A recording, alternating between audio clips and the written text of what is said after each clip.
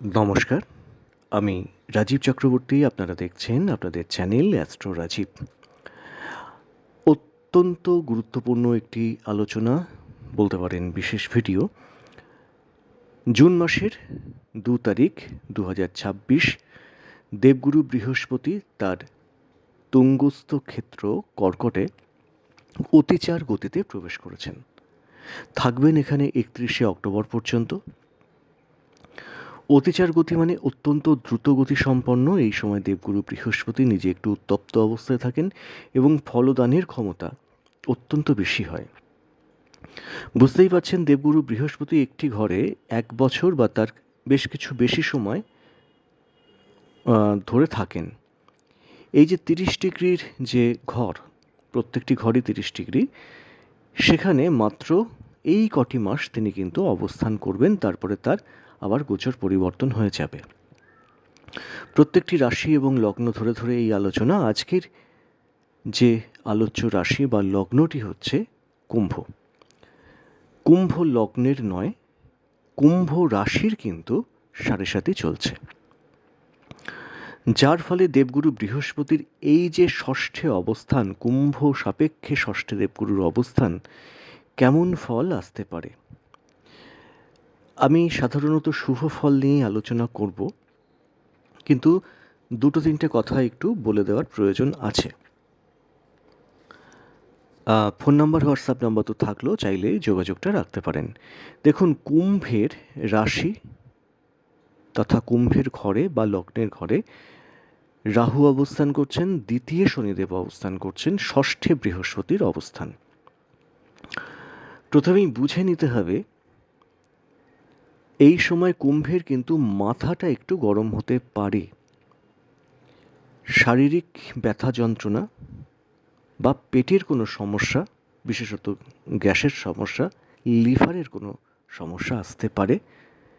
একটু সাবধান থাকবেন। এটা আমি হেলথ পার্টে একটু আপনাদের সাবধান করলাম। এরপরে আসবো শুভ ফলে। কুম্ভের ক্ষেত্রে যেটা হবে, দেবগুরু বৃহস্পতির দৃষ্টি থাকছে কুম্ভের সেকেন্ড হাউসে, তো অতি অবশ্যই, অর্থাৎ ধনক্ষেত্রে দেবগুরু বৃহস্পতি তার নিজস্ব ঘরে দৃষ্টি দিচ্ছেন। যে ঘরে অবস্থান করছেন শনিদেব, অর্থাৎ কুম্ভের মালিক। দ্বিতীয় কথা, এখানে কিন্তু রাহুর একটা দৃষ্টিও আছে। কুম্ভের হচ্ছিলটা কি, অনাবশ্যক টাকা পয়সা ব্যয় এবং টাকা পয়সা ইনকামের যে গতি সেটা বেশ কিছুটা স্লোথ হয়ে যাওয়া, অনেকের কর্মক্ষেত্র নিয়ে উদ্বেগ, অনেকের হয়তো কর্মচ্যুতি। তো মোটামুটি যে ক্ষেত্রগুলো আমি বললাম, সেই ক্ষেত্রের ডেভেলপমেন্ট, অর্থাৎ ধনক্ষেত্রের উপরে যখনই ধনপতির দৃষ্টি পড়বে, তখন ধনক্ষেত্রের বৃদ্ধি ডেফিনেটলি আসবে। তো টাকা আসে কোথা থেকে? নয় চাকরি, নয় ব্যবসা, নয় সেলফ প্রফেশন। কানেকশনটা কী হচ্ছে বুঝে নিন। ষষ্ঠ, যেখান থেকে আমরা ডেলি হাজিরা বুঝি, এবং এই দেবগুরু বৃহস্পতি কিন্তু আপনাদের একাদশ ঘরের অধিপতি এবং সেকেন্ড হাউসের অধিপতি, মানে দ্বিতীয় ঘরের অধিপতি। তার মানে 11 মানে আয় লাভ সাফল্য, ষষ্ঠ মানে ডেলি হাজিরা, ধনক্ষেত্রে অর্থাৎ ধনবৃদ্ধি। এই সময় কুম্ভের নতুন চাকরিতে প্রবেশের কিন্তু সুযোগ থাকছে। চেষ্টা লাগান। 7.5 বলে মুষড়ে পড়ে কোনো কিছু হবে না। এই একটা অপূর্ব সুযোগ আপনারা পেয়েছেন, এটাকে কাজে লাগান। যারা চাকরি করছেন তাদের কোনো ইনক্রিমেন্ট বা প্রমোশন হওয়ার প্রভূত সম্ভাবনা কিন্তু থাকছে। এই সময় অফিসে হায়ার অথরিটির যারা বেশ প্রভাবশালী, তাদের আনুকূল্য পাবেন, নিশ্চিতভাবে পাবেন। এই সময় বাড়ি থেকে দূরে কর্মসূত্রে কিন্তু যেতে হতে পারে। এটা যাদের হোম সিকনেস আছে তাদের ক্ষেত্রে হয়তো বলবেন, দাদা আপনি তো শুভ কথা বলছেন, কিন্তু বাড়ি থেকে দূরে। এটা হতে পারে বাড়ি থেকে দূরে, এটা নির্ভর করবে তার ব্যক্তিগত জন্মছকের উপরে। বিভিন্ন প্ল্যানেটের তো বিভিন্ন অবস্থান থাকে, দশা অন্তর্দশা থাকে। এটা সেই ব্যক্তিগত জন্মছকের উপরে নির্ভর করবে। কে বাড়ি থেকে 20 কিলোমিটার দূরে যাবেন, বা কেউ এক রাজ্য থেকে অন্য রাজ্যে যাবেন, বা কেউ এক দেশ থেকে আরেক দেশে যাবেন কর্মসূত্রে। সেটা হচ্ছে ছকের যে প্রাবল্য, মানে ছকের যে গুণ এবং প্ল্যানেটের যে শক্তি তার উপর নির্ভর করে। এটা যেমন হবে ধনক্ষেত্রের উন্নতি, ডেফিনেটলি বলেছি। এই সময় শত্রুদের থেকে একটা বিজয়ী হতে পারেন, অর্থাৎ শত্রুরা পরাজিত হওয়ার কিন্তু সম্ভাবনা থাকছে।